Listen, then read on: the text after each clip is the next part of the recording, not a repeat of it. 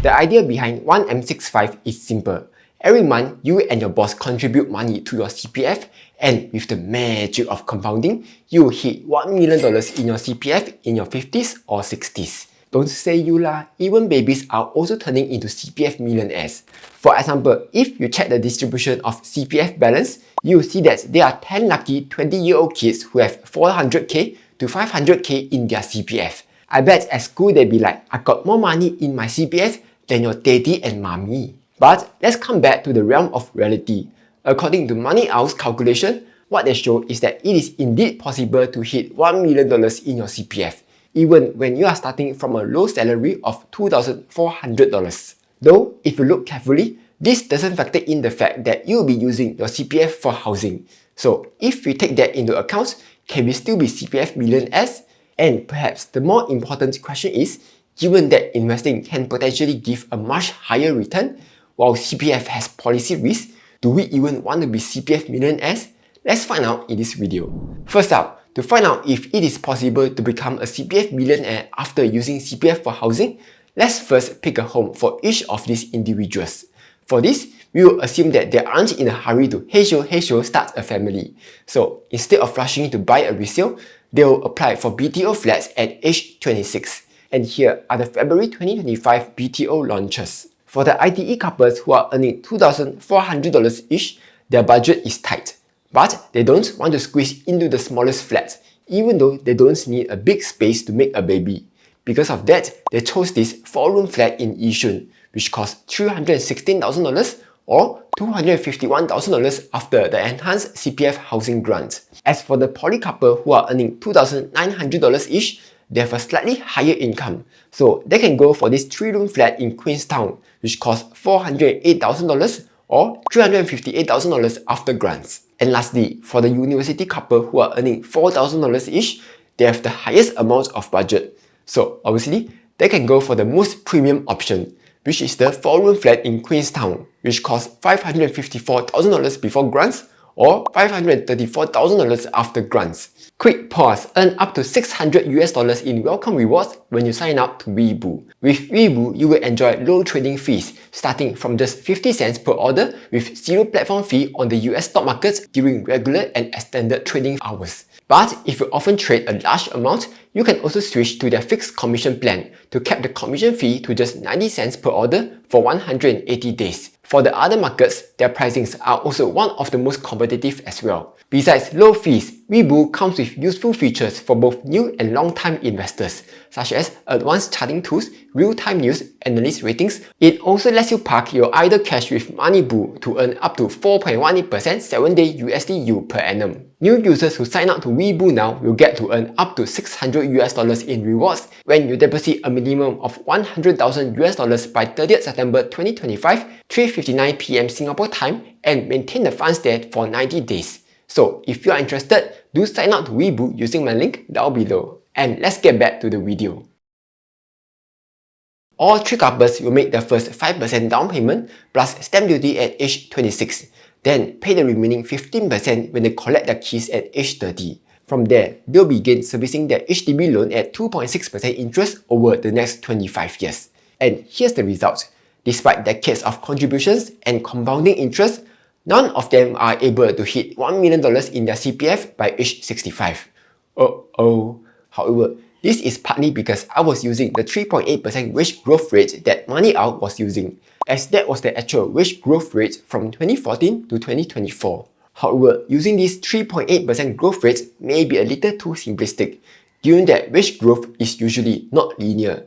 Instead, wage growth tends to be faster at the start and will generally slow down when you are in your 40s. So instead of using a fixed 3.8% growth rate, the couples will start with a 5% salary growth in the first 10 years, then 4% salary growth in the next 10 years, 3% after that, then finally 1% after that. And here's the result. Now, they are getting closer to $1 million, but they are still below the $1 million mark. So what can we do? Let's try a small tweak. What if each individual decides to top up $8,000 to their CPF special accounts each year, just for 4 years from age 25 to 28. This will not only boost their retirement savings, but also helps to reduce income tax each year. And the result? Boom! All of them hit $1 million in their CPF by age 65, even for the guy who is earning just $2,400 a month. So what makes this work? Here are a few key insights that I got. First, in order to make this work, you don't need to be some big shot CEO. You don't need to double your salary every few years, nor get some massive bonuses. All you need is a steady job, a decent income, and a little salary growth along the way. That's it. Now, some of you might say, 3 to 5% salary growth? Siao ah, my pay has stayed the same for the last 5 years ah. Well, if your salary has been stagnant for a few years, then it's time to start looking for a new job because most people's pay has been rising. Second, compounding works well when given enough time. One of the biggest reasons this works is because all three individuals were consistently contributing to the CPF year after year. They let time and interest do the heavy lifting, and over decades, those small money contributions snowballed into $1 million, even with housing deductions. But perhaps the biggest reason this works is because they don't keep upgrading their house every few years. According to the latest data, over 40% of household assets in Singapore are tied up in their residential property. From a diversification standpoint, that is risky. That's because even though housing prices has been going up so far, that upward trend isn't guaranteed to last forever. It can easily change depending on macroeconomic shifts and demographic shifts, as well as future government policies. And even if house prices continue to go up, eventually, you'll still need to find a way to monetize your home to fund your retirement expenses. And that brings us to the next question. Why do we even bother about CPF? Why not focus on investing our money instead to potentially get a much higher return? After all, the S&P 500 has delivered an annualized return of around 10%, which is far higher than the 4 to 5% that we can get from CPF. Here are a few reasons. First, the actual average return of the S&P 500 heavily depends on when you invest and how long you stay invested for. For example, if you are invested in the S&P 500 for any 5-year period between 1995 and 2025, your average annual return could have ranged from as low as -6% to as high as 24%. And if you stretch the investment horizon to 20 years, you could still be getting anywhere from 5% to 11% annually. Worse still, even if you have gotten all those returns after all those good years of being a good, patient investor, the market could still crash by 30-40% just when you are about to retire, wiping out your years of gains. That has happened a few times in history and could definitely happen again. Meanwhile, your CPF savings will continue to grow and compound and give you a steady PPP payouts after you retire. Second, maybe you are good at investing, but not everyone is good at it. They'll be like, investing? Aiya, can lose money when? Then they go and dollar cost average at Singapore Pools instead. Or even worse, some people think they know how to invest but actually suck at it. Here, from 2020 to 2024, where the market saw one of its biggest bull runs ever, around 35% of people who invested their CPF money either lost money or got less than the CPF OA 2.5% return. As ironic as it sounds, the people who need CPF the most are often the ones who are most against it. But here's the truth. There's nowhere else you can find an investment that gives you a risk-free 4 to 6% return while providing a lifelong money payout during your retirement. Sure, your money is locked up until you are old apet or old ama. And yes, there's always policy risk. But let's be honest, given that CPF is a national scheme that affects every Singapore resident, policy changes will typically be gradual and we are given advance notice so that we can adjust and plan accordingly. Compare that to investing, where you are exposed to volatility risk, market downturns, sequence risk, and all the emotional roller coaster of watching your portfolio go up and down, wondering if you could ever retire. Now, don't get me wrong, I'm not saying CPF is the perfect solution for your retirement, nor you should rely on it entirely. One key limitation is that the CPF Life Standard Plan gives you a fixed money payout for life.